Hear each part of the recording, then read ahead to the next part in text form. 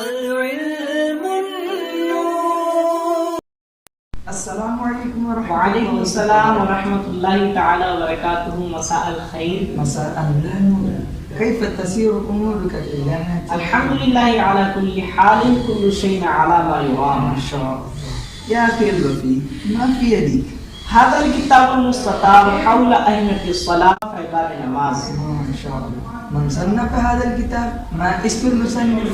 فقد صنف شيخنا قدوتنا العلام مؤسس الدعوة الإسلامية محمد إلياس العتار القاضي الرضوي الرياضي. ما شاء الله. ما فيه من المسائل؟ فقد ذكر شيخنا فيه الآيات والأحاديث حول أهمية الصلاة. نعم، وقد حرر فيه قصص رجال الذين يولعون الصلاة جدا جدا. ما شاء الله.